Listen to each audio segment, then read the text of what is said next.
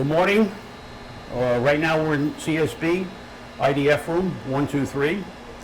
We're doing a brief description of the DAS system, which is a cellular system being provided for the new NRB building, the new residential building. And the system is consisting of new fiber generating from the street into a black box, Spectrum black box, which is where they do all their patching. From that point, the fake cable that you see here overhead runs over and down to the two Cisco switches that they have here marked Spectrum FDP1 and FDP2. Out of there, we have two strands of fiber that we're using to bring the signal from this location to the new MDF room in room 1234. So from the Spectrum box, as we'll call it, we bring it down to our Cisco switch. That's this orange cable is the input. Here's your output, which goes down to the Corning switches that are located down here below. At that point, we have 3 IP addresses that are going to be transmitted from this location across the fiber into the other location. From here, these Corning switches, the cable goes back overhead. Unfortunately, I lost it on the rack, but it comes out overhead and gets tied into this fiber optic cable that I'm pointing to on the right side of the rack. It goes out of this room and continues across to the NRB MDF room, which is again 1234. At this point, we'll take a brief break and head over to the MDF room in NRB. We are now in the MDF room of the new residential building, room 1234. On my right, you will see the different fiber optic cables that come from the CSB building across the rack. What comes in overhead and gets terminated into this first rack. This first rack consists of all Corning switches. This is where we take the fiber optic cable into the top, comes down, converts it to copper, because the system itself works on copper. The reason why the fiber was installed is because of the distance between the two locations. From this location, the cables come out, go overhead, across to what they call the head end. This is the Verizon AT&T rack. Okay, we are now located in what we call the DAS head end. The DAS head end is comprised of 2 separate racks. One that brings the signal over from the fiber, the IP addresses from the other side to here, and we bring them into these Cisco switches that are mounted in this rack. So you can see this is your fiber that's coming in. It gets converted to copper. The copper now comes down, jumps across, and then comes into what you see these red switches, which are called the spider cloud. This is a Corning product that takes the signal from the different users, converts it, and now we start to broadcast it out to the building. This is AT&T, Verizon. You can see these labels here, AT&T, Verizon, Verizon. That's where we're splitting the signal out for the different cellular users.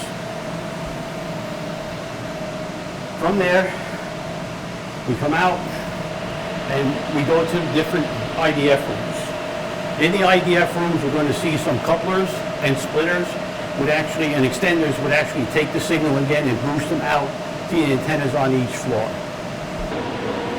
Okay, I've taken you through the incoming portion of the system. I took you to the MDF, which is the DAS head end, and where we're distributing the signal from. And now we're in a typical IDF room.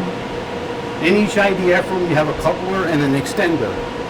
What that does, it takes the cable that is coming from the MDF to the IDF room, which is this black cable here that you see comes up and out. And what it does, it goes from the extender to the coupler, which is this box here. And then you can see the blue heliac cable that I was explaining earlier. It has a coupler and a connector on it. You come out of the box. out to that, and now this blue cable that you see actually leaves the room and goes out into the corridor and then branches off with connectors and splitters throughout the floor. You have about 20 or so, 30 or so antennas on each floor, which actually is the end result and where your signal is being ends up, where you'll be able to use your cell service. With that, let's go out of the room. I can show you a typical antenna installation. We just left the MDF room. As I said before, we have expanders and couplers in those rooms.